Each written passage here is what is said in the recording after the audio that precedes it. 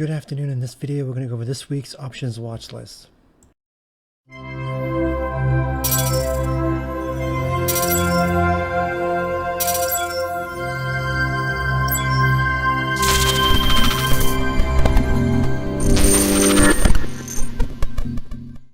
Before I get into the watch list, if you're not in the room, you can find the link in the description of the video and in my bio section of social media accounts. Also, please like the video, subscribe to the channel if you haven't done so already. Pretty much going to be covering the same stocks we've been covering for the last couple weeks because they all look pretty good for a reversal. Let's see, the put to call ratio right now 0.52, very, very low. As far as the economic calendar for the week, let's see. Monday, final services PMI at 9:45. ISM services PMI at 10 a.m. That's all I see on Monday. Tuesday, don't see anything. Wednesday, let's see. Don't really see anything on Wednesday either. Thursday, unemployment claims at 8:30 in the morning. And Friday, don't really see anything Friday. There's really not much going on for economic data this week. I thought Powell was supposed to speak this week or testify or something, but I don't see him on the docket as of right now. But that's why you need to check the docket every morning in the morning, because the things could change. So with that said, we'll go look at VIX right now. VIX weekly low. Like what? Last time it was as low as down here, which was 621 almost a year ago. Every time it gets below 15, it does not stay long. It bounces shortly after. So we're probably going to end up seeing a bounce on VIX, a rug pull this week. Put the call ratio is very, very low. Everyone's on the call side. Everyone's just oblivious to what's going on. We have more news over the weekend about another China instigation where their destroyer came, their battleship, well, not battleship, but just their, I think it was a destroyer. I don't know what it was, but one of their military ships came really close to one of our destroyers in the Taiwan Strait. So that's going to escalate things on top of just a week ago that they had a Chinese fighter jet flying close in front of a U.S. military plane. I think it was a reconnaissance plane or something. I don't remember what actually kind of plane it was, but still, China just keeps on being aggressive towards the U.S. military. So all it's going to take is just someone just to take it the wrong way, or someone just jumping the gun prematurely, and something could really, really erupt fast. So, I mean, tensions are really high. It's just going to take one thing, and it's going to spark something catastrophic. So just that, with all kinds of economic numbers being bad, and the Russia-Ukraine war, which you don't hear anything about anymore. So who knows? We're going to get a rug pull this week. I'll be very, very surprised if we don't get a rug pull this week, but I'm thinking we're going to. All the things that are going wrong in the world right now, that VIX should not be under 15. The lower it goes, it's just more likely it's going to end up having a more violent bounce, because we're going to end up getting a violent bounce sooner or later. We're going to pop to 25 really, really, really soon. So whether it's this week or not, but VIX is way, way too low. I doubt it gets below 14. If it does, I'll be very, very surprised. But I mean, this is not the Obama era where let's see if I can get it down to the month. Get it down 10 years. This is not the Obama era where it's going below 10. That's not happening. So worst case, it gets down to what? It gets below 14. It gets down to the 12, 11 area, but I don't see that happening. I think that this is going to be the week we're going to see something happening with VIX popping and stuff like that. So as for SPY, it just had a really big run up on Friday. It's outside the Keltner channel on the daily. It's right at the RCT trend line on the weekly. A lot of things going on right now. RSI is crazy on the hourly. It's like at 80, 78. Got a bearish divergence going on. We've had it for a while, but it didn't really, I mean, it dropped a little bit, then it just popped more. But we got one going on the daily. You can see right here, making higher high. The back D is making lower high. VIX is way too low. So I'll be watching underneath 427 for push down to 424. We got lots of gaps to fill down here. Got the gap right here at the 423. Get some gaps down here at the 407 area. We get gaps down here at the 397 area. So we got gaps to fill on the way down. It's got a lot of room to drop, but I don't think it will go much further than maybe 415. And if there's really bad things happening, we could probably go back down and test this 410.50 area, which has been gravitating towards. So we'll have to see what happens as far as the news and stuff like that. So yeah, I don't see it going much higher. I mean, it can go up to what? I mean, you get the weekly resistance right here at the 428 level, 430. But I mean, with this and RCT trend line and VIX being low, I think upside is very, very, very limited. I would be a bit surprised if maybe if we gap up a little bit and then we just flush from there, because we could end up seeing that happening on that. But I'm only looking at SPY on the downside.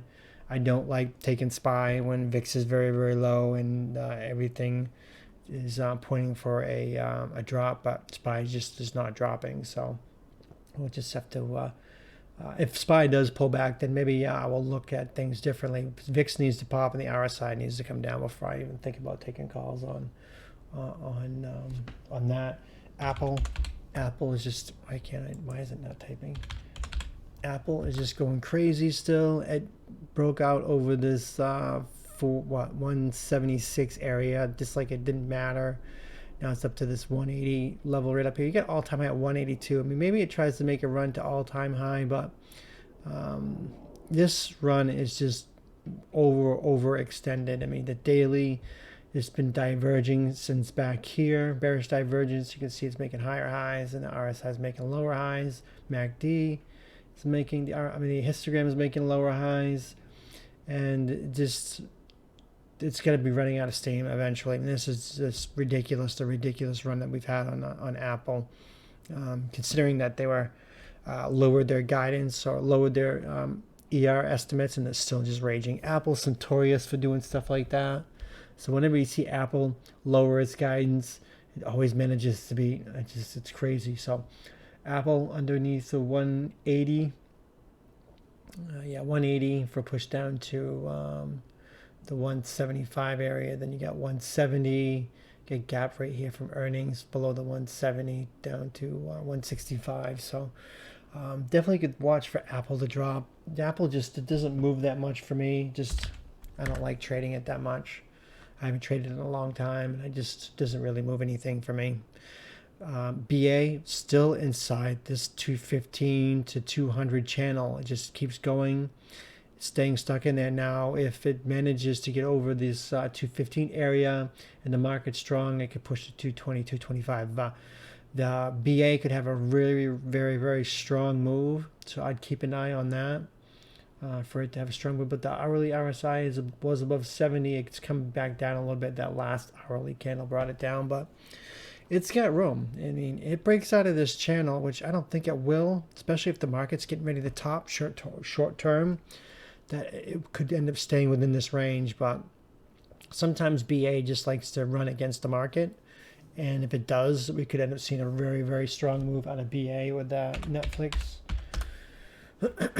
Netflix is just, it's right at the 400 level. I'm actually surprised it closed over 400, because this is the area where it was having trouble over here, right up here, sorry, right up in here. It was having trouble rejecting right here and here, and then it had that bad ER, and it's back up to this level again. So I would watch Netflix still have a small pullback. I'd watch underneath Friday's low of 395. We're pushed down to 385, 380, 360. Get a gap fill down here at the 345 area. So we could end up having a bounce right here at 350. 350 is going to be a pretty big level. Lines up with this, which was this pivot right here, 350 pivot, and the RCT trend line could end up lining up really, really well with that, with Netflix. Meta. Meta just keeps going. Another candle outside the Keller channel on the weekly and daily. So many outside. It just, the RSI on the weekly is just over almost 80, and it's over 80 on the daily. Bearish divergence right here on the hourly. You get the higher highs and the lower highs on the RSI. I mean, you'd think that Meta would run out of steam right now, but it just keeps going and going and going, and just eventually it will end up just taking a plunge. So I'd watch it underneath 270. Push down to the 265 area, 260, 255, basically every $5 on Meta. Microsoft